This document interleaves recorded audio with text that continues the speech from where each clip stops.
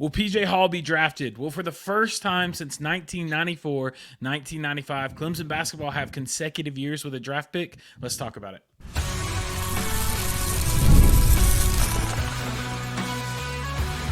You are Locked On Clemson, your daily podcast on the Clemson Tigers. Part of the Locked On Podcast Network, your team every day.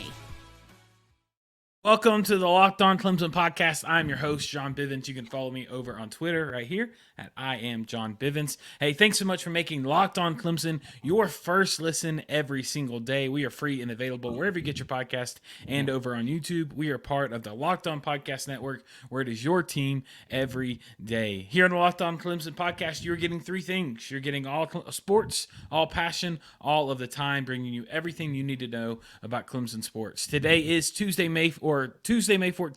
Today we're going to talk about the future, or talking about what's going to happen with the draft, who's going to be drafted with Clemson, with Duke. We got a special guest going to be jumping on for us, talking about our Christian Reeves breakdown, new transfer coming into Clemson, and we're also going to go on our Wednesday segment of Worried Wednesday. So we're going to talk about all that and so much more on today's episode. It is brought to you by eBay Motors. From brakes to exhaust kits and beyond, eBay Motors has over 122 million parts to keep your ride or die alive. With all the parts you need at the prices you want, it's easy to bring home that big win. Keep your ride or die alive at ebaymotors.com. Eligible items only. Exclusions apply. eBay guaranteed fit only to available U.S. customers. And so today, you hear a lot about me. Today, we got a special guest. We are going to bring on none other than Michael Craver from Duke Blue Central. So everyone, welcome over Michael Craver. What's up, buddy? How you doing, Thank you. Hold your applause. Hold your applause. How about that intro? I love the intro. Does it get you fired up every time you listen to it? I'm pumped, man. Goosebumps. I'm pumped. I got to calm myself down before I jumped into the episode. Adrenaline's rushing Love and everything. It got me excited. I'm excited to be here. Hey, we appreciate you hopping on. Michael, for those of you who don't listen, or for those of you from our Clemson Tiger Wire phase, you recognize Michael from over there. He's on a bunch of episodes with us over there. But for today, he's jumping on for the first time this Locked On Clemson podcast. And Michael, we want to get your thoughts. We want to go through and let's talk about NBA. Duke has y'all have a little bit more experience when it comes to the draft than Clemson does. Just a little. Do we really? Maybe a few. Let's start the show by talking about some Duke players. Who's in the draft for y'all this year? Who's being drafted? Where do you expect them to go? Yeah, so as funny as it sounds, this is kind of a light year for Duke in the draft, only having two guys potentially being drafted. But the two guys that entered from Duke this year were Kyle Filipowski and Jared McCain. Jared McCain still hurts that he's not going to be back in a Duke jersey next year. But yeah, really excited about where both these guys are landed. You want to go ahead and launch into our predictions where we think? Yeah, let's go in. Let's see. Okay. We'll start with Kyle Filipowski. Where do you think he's going to go? Why is he a good fit? All right, so if we're going to start with Flip, most projections kind of have him in that probably 15 to 19 range. I like him in a couple different spots. If I could pick a spot for him to land, I'd love for him to go to the Magic at 18. I think he would fit well with the Magic. Part of me selfishly wants him and Paolo to play together. Yeah. The idea of having two guys I liked watching so much play on the same team really interests me. I think he'd be a good fit for the Magic, though. He could give Paolo some help on the scoring front and in the shooting front as well. I think another possibility for him is Philadelphia at 16.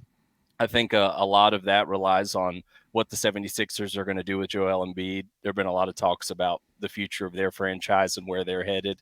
But even if they keep Joel and play Flip at the 4, I think it could be a possibility, as wild as that sounds. People forget Kyle Filipowski played power forward for Duke last year.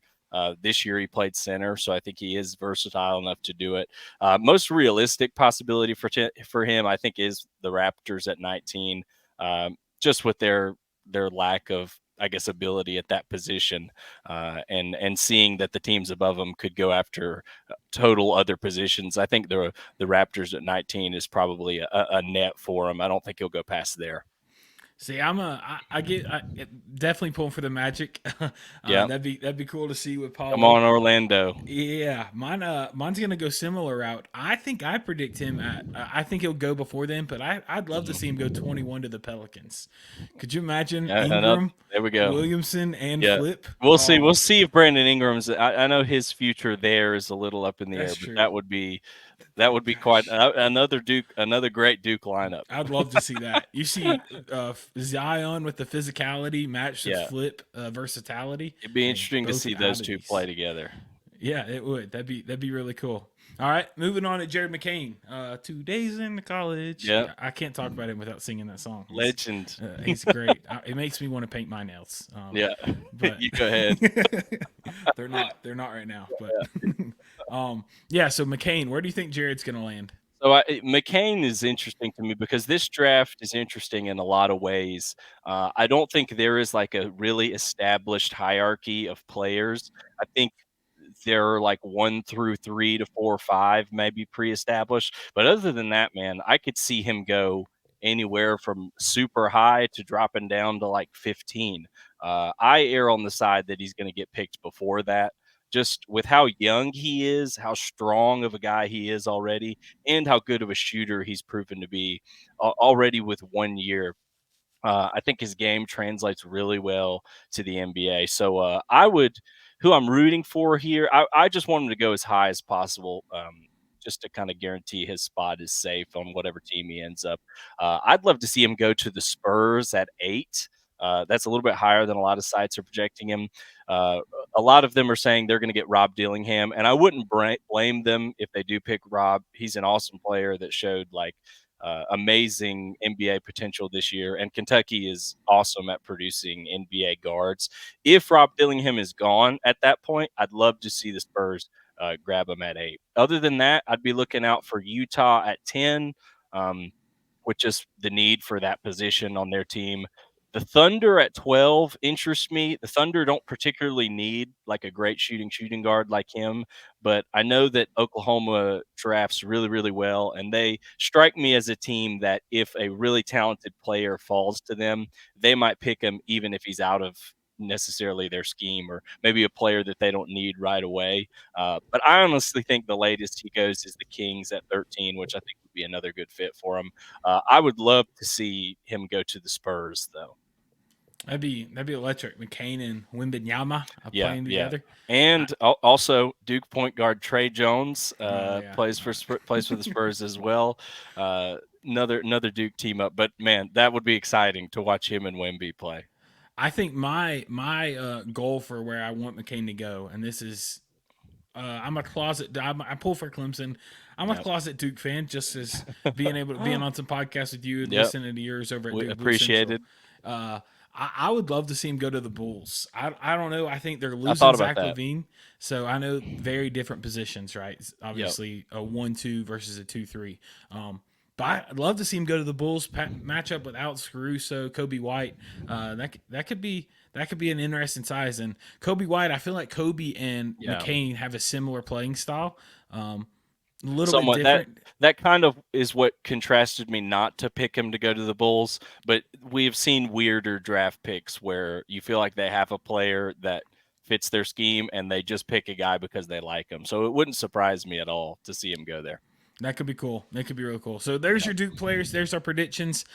In just a moment, we're going to come back and we're going to talk about the landing spot for Clemson drafts. We've got 2 Clemson players entered into the draft. One, a serious hope. One, we'll talk about it. But so we'll talk about that and so much more in just a moment.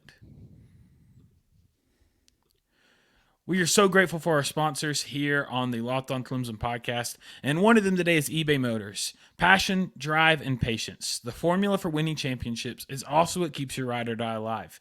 eBay Motors has everything you need to maintain your vehicle and level it up to peak performance. Superchargers, roof racks, exhaust kits, LED headlights, and so much more. Whether you're into speed, power, or style, eBay Motors has you covered. With 122 million parts for your number one ride or die, you always find exactly what you're looking looking for. And with eBay Guaranteed Fit, your part is guaranteed to fit your ride every time or your money back. Because with eBay Motors, you're burning rubber, not cash. With all the parts you need and the prices you want, it's easy to make your car the MVP and bring home huge wins. Keep your ride or die alive at ebaymotors.com. Eligible items only. Exclusions apply. eBay Guaranteed Fit only for U.S. customers.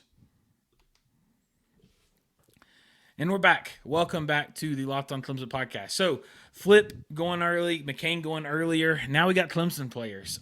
We've got 2 players entered into the draft. We've got Chase Hunter and we've got PJ Hall. Let's start with Chase because I feel like that conversation will be a little bit shorter. But where do you think Chase? Do you see Chase getting drafted as a ACC fan, knowing about his game? Probably not. Yeah. No.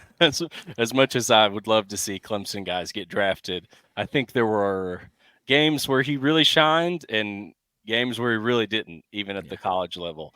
And I don't think the NBA guys are going to love that much. And I think a team is far more likely to take a chance on him, giving him a G League contract where maybe he can play his way up. I think here's what I hope happens. I hope he doesn't get drafted. And what, you're a Clemson fan? No, I want him to come back. I want him to come back and play another year. I don't think he'll transfer to somewhere else. I think he'll stay with us. So that would be electric, having him come back play for us. And I think we talked about Jared McCain. If I asked you at the beginning of this season if you thought Jared McCain would be a first-round draft pick this year, what would you have said? No, probably not. Most people are saying that about more about Chase Hunter, but maybe a little bit more. Maybe. But no, I hope he comes back, has an electric year, fixes the holes in his game, sometimes questionability, sometimes not passing the passes he should make, getting a little bit streaky off the first half, on the second half. Yeah, I hope he comes back, has an electric year, and then gets drafted next year. But moving on, we do have a player that I think is going to get drafted. What about PJ Hall? Where do you see PJ? Yeah, I wrote down this one.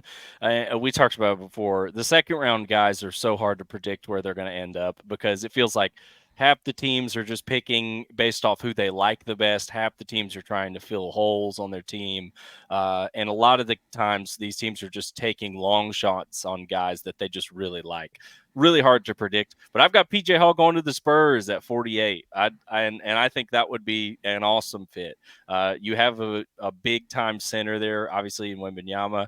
I don't mind at all putting PJ beside him. He doesn't have to clog up the lane. He could play on the outside. He could shoot the ball well. I think he has the strength to at least grow into being a decent defender at that position and can even slip to guard some threes maybe.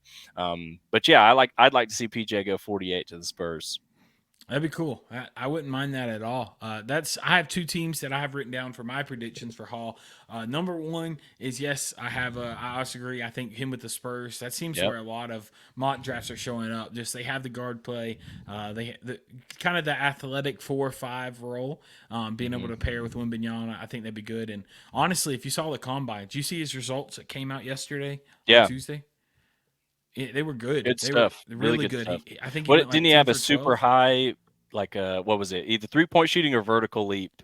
His 3-point shooting went 10 for 12, and his vertical he had like a 39-inch vertical. Yeah, that I remember that. I was like, where was that? Yeah, I don't remember seeing him just explode. But 2 or 3 dunks he had was huge. But I think another spot that I would love to see him go to, and I don't know why. Obviously, I'd love to see him go to the Nuggets, be with Hunter Tyson. I don't think we'll pick that. That's not the need that they need. I think he might go to the Warriors. I could see the Warriors are kind of hurting in that big man role. Yep. I've seen that on a couple sites. There's rumors that Green will be leaving. So I think seeing him go kind of later in the second round to the Warriors, that could be fun. That could be energetic. If I were PJ, I would love to go to either one of those organizations. To either be the Spurs have an interesting draft. They have a ton of picks this draft, even just a ton in the first round. They're going to rebuild a lot this year around a player who's so good with Wembanyama, and you get to go play under Popovich. So I'd be rooting. And then obviously the Warriors, you get just that dynasty. I'd be pretty happy to be on any of those teams if I were PJ. Absolutely. I mean, you can't be wrong with there. So nope. As going back to overall, who in this draft, putting you on the spot, didn't prepare you for this question? Who in this draft? It can be a Duke player we already talked about. It could be someone else. Who are you the most excited about seeing get their name called, seeing the impact they make in the game? Oh, man, I'll stay away from any of the guys we talked about just to keep away from my bias. I think Rob Dillingham from Kentucky. I talked about him earlier. I think him at 8 feels a little low. There are guys above him that I just don't know about their performance level in the NBA. And even though I'm a Duke guy, Duke and Kentucky are head to head when it comes to producing NBA talent, and it's undeniable. The Kentucky guards that have recently come out of Kentucky to go to the NBA, nearly all of them have had some level of success. When you talk about Tyler Hero, Murray, Maxey in Philadelphia, even like a guy like Maxey is another one who reminded me in college. I didn't know if he had the strength to hang with NBA guys, and he has been amazing so far in his career. So I think Rob Dillingham, getting him as low as 8 to me feels low. I would not be afraid to take him in the top 5 if I was an NBA GM. He's definitely electric. I think I'm going to switch it up. I think I'm going to go Tennessee. Obviously, PJ Hall, being able to hear PJ Hall's name, would love to see that. 2 years in a row for the first time in 20 years. Wild. And you were talking about a low year for Duke getting 2 players drafted. Yeah, we might have 2 back-to-back, and we're excited. So different programs. But I think Dalton Connect out of Tennessee, he's electric. He's fun to watch. He can prove he's scoring. He's got that size that NBA like, especially that 2-3 roll, 6'6". I think I'd love to see him. Whoever he goes to. Most people I'm seeing is him at 10 at Utah, going to the Jazz. But whoever he goes to, I think he's going to make an immediate impact. I think it'd be fun to watch. From a story perspective, he's really cool because an unknown guy transfers to Tennessee and all of a sudden has the year that he has and is now getting drafted, probably in the top 10. It can be kind of a template for a lot of players wanting to transfer into these big level programs. A guy like that getting drafted that high does a lot for college basketball inadvertently, but that would be cool to see. A cool story from him. I forgot that he was transferred. I'm putting you on the spot. I don't know this answer. Where did he transfer from? Oh, Do you forget. Remember?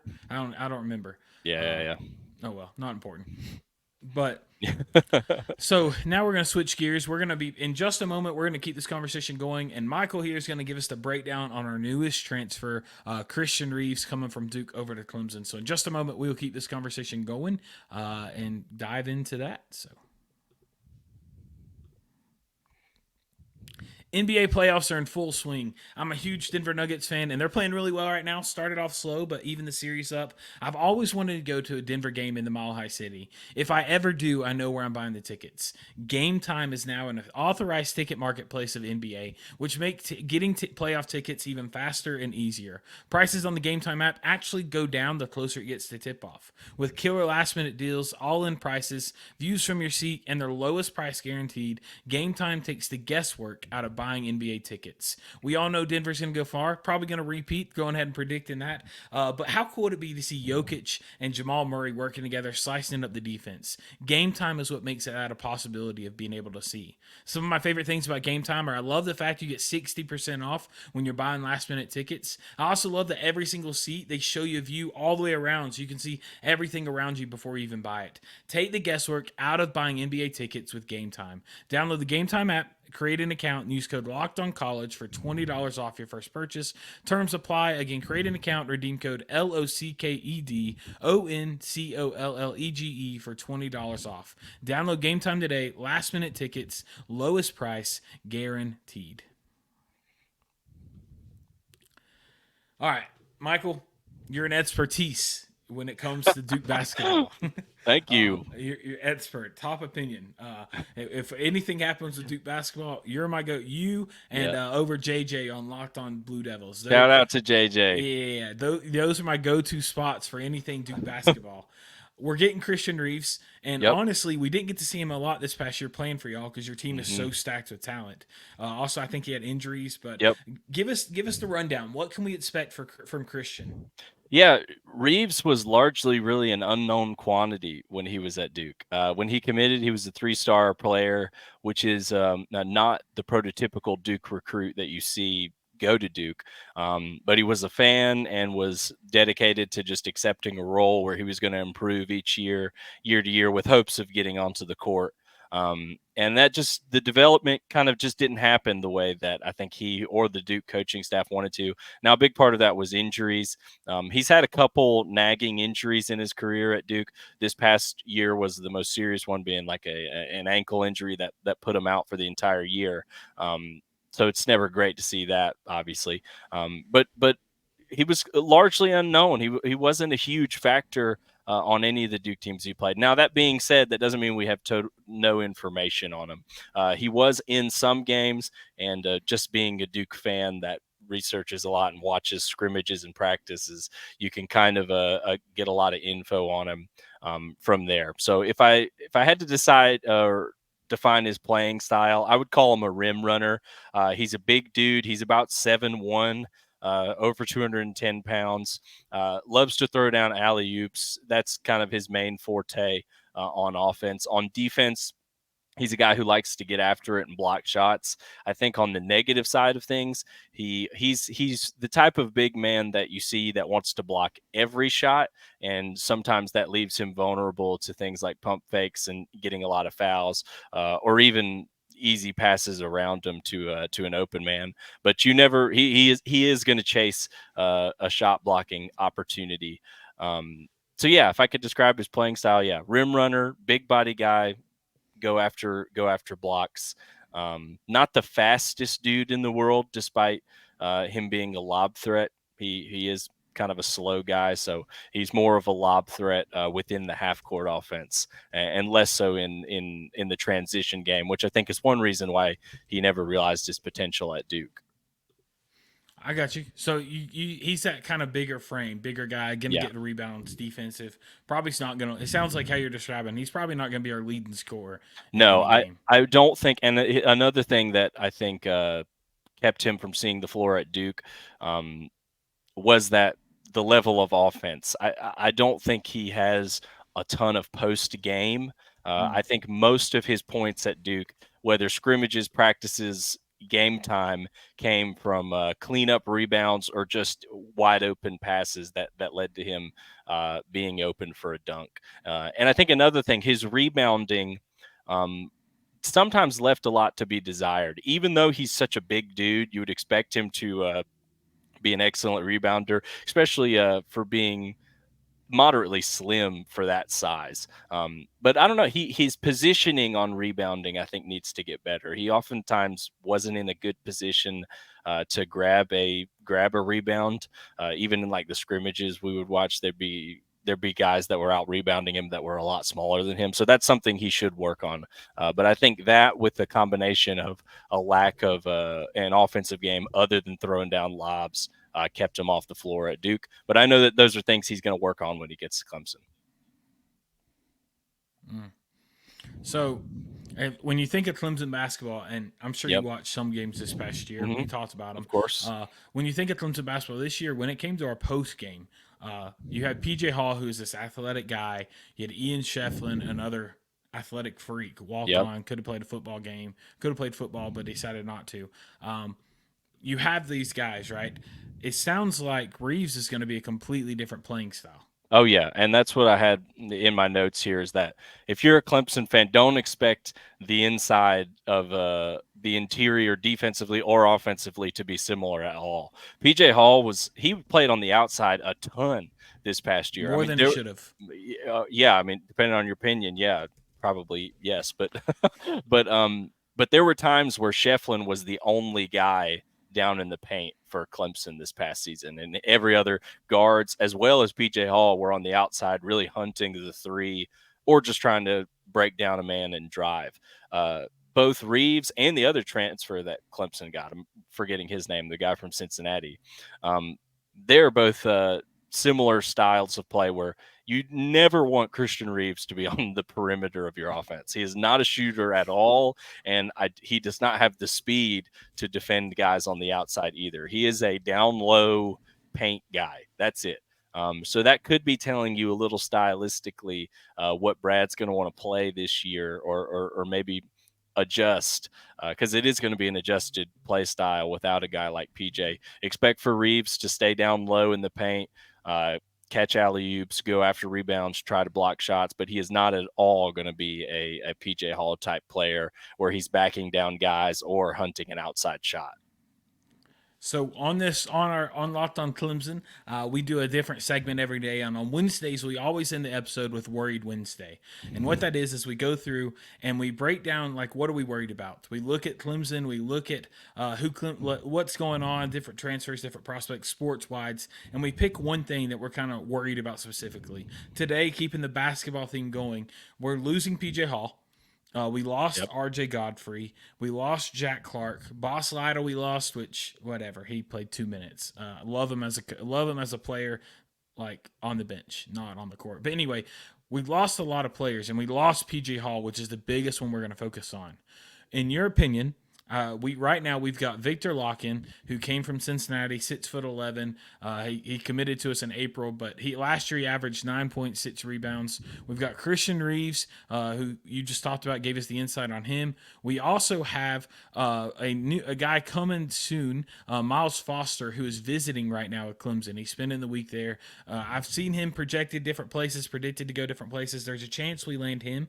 I think it's between us, Notre Dame, Florida State, and a couple other programs, but a lot of places I'm seeing give us a favorite to land him.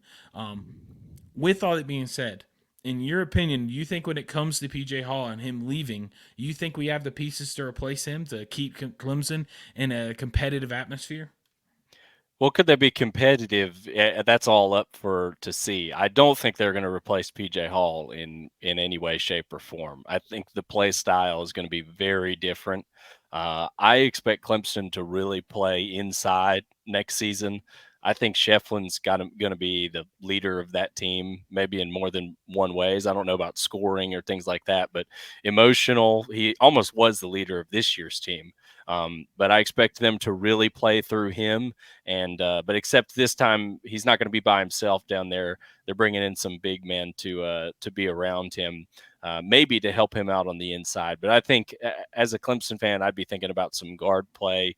Who's going to be back still? I know, what'd you say, Hunter is he still up in the air? Chase Hunter, if he doesn't get drafted, he's coming back, is what the people are saying. We've also got some good recruits coming in. Dallas Thomas, Ace Buckner. So we definitely have some guard play. We also got the guy from Air Force coming. That's right. Yeah. So I think Hunter coming back definitely makes you feel better about your scoring potential. Defensively, it could be exciting for Clemson next year with the prospect of Shefflin and a guy like Reeves both being down low. I like that defensive scheme, but I expect them as a team to shift their identity into an inside team. Even with some of their guards that are more favored to driving and things like that. But are you going to replace PJ Hall? I don't think nobody can replace PJ Hall. That's what great players are. They're irreplaceable in a lot of ways.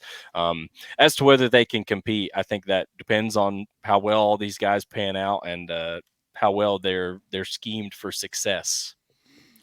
I think when I was asking myself the same question, and I agree with you a lot. I think it's, if we go into the mindset and Brad goes in and says, hey, we've got to do everything we can to keep the same style of play from last year, this year, we will be destined for failure. But if he can adjust and use lock-in, I didn't watch a lot of Cincinnati basketball last year. Seems like a great player looking at the videos I have. We're talking about what you've seen from Reeves. Sounds like we're in a tune for a very almost traditional style basketball play.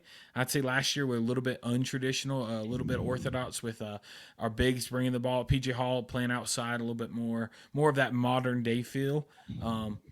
And then I think now we're going to have to go more traditional. We're going to have to play the typical two guards, one forward, two people down low type ball. So, yeah, I agree with you. I think there's no way we're going to replace it. But we should be worried. We're losing PJ Hall for sure. But there's also a potential future, a positive outcome of this where we're able to transition on and Brad brings us through it. So, Yep. Well, Michael, I really appreciate you coming on and diving in. If you're listening, make sure you go listen to Duke Blue Central if you're a Duke fan or just an ACC fan as a whole. I'm a Clemson fan, and I enjoy listening to his podcast. But thanks so much for joining it. That's going to wrap up this edition of the Locked On Clemson podcast. Tomorrow's episode, we're going to dive back into football, break down some stuff over there, some recent news, and also talk about baseball as we're getting ready to wrap up the season. Let me know your thoughts on today. Reach out to us over on Twitter. Mine's right here over at I am John Bivens. Over here is Michael. I can't cross the border. Yep. There I am.